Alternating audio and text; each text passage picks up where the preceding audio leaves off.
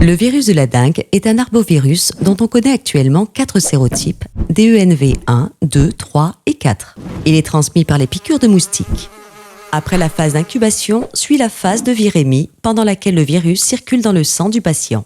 La maladie peut se déclarer par une forte fièvre qui apparaît brutalement, accompagnée de signes peu spécifiques. Un diagnostic biologique est alors essentiel pour écarter les autres pathologies. Jusqu'au 7e jour après le début des symptômes, il est possible de rechercher directement le virus par détection de l'antigène NS1 ou par recherche de l'ARN viral par RT-PCR en cas de doute. À partir du 5e jour, le diagnostic indirect est basé sur la détection d'anticorps IgM et ou IgG. En Guyane, la dengue est présente de manière hyperendémique. Le climat équatorial est propice à la circulation du moustique vecteur Aedes aegypti sur tout le territoire, avec une prédilection pour les zones urbaines et semi-urbaines.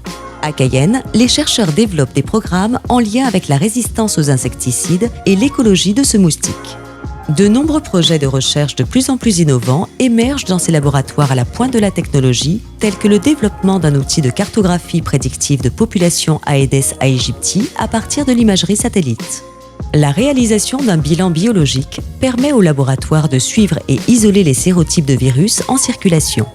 Une étude de la séroprévalence réalisée en 2017 va permettre la modélisation de la dynamique de transmission des épidémies de dengue survenues en Guyane par le passé. Les médecins et laboratoires forment un réseau pour le signalement de cette maladie. Lors de la dernière épidémie en 2012-2013, il y a eu plus de 13 240 cas suspects, dont un tiers a été confirmé biologiquement. Elle a touché autant les hommes que les femmes, l'âge moyen était de 21 ans, toutes les tranches d'âge étaient concernées, ce qui a donné lieu à 700 hospitalisations et 6 décès. Ainsi, devant une suspicion de dengue, le médecin généraliste recherche les signes d'alerte clinique, douleur abdominale, saignement ou vomissement persistant, hépatomégalie, épanchement pleural, ascite, somnolence ou agitation, et biologique, élévation de l'hématocrite et diminution rapide des plaquettes. La présence de l'un de ces signes ou un terrain à risque, tels que grossesse, enfants, personnes âgées, pathologies sous-jacentes, doivent conduire à une prise en charge hospitalière immédiate. La surveillance rapprochée doit permettre la mise en place rapide de maintien de la volémie si nécessaire.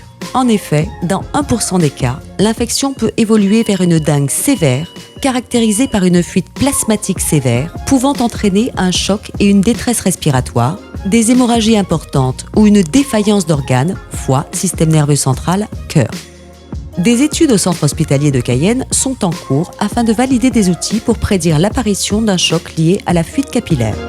Pour conclure, les campagnes de lutte antivectorielle demeurent indispensables pour informer la population guyanaise et parvenir à se débarrasser de ces moustiques, plus récemment responsables de l'épidémie de chikungunya en 2014 et de Zika en 2016.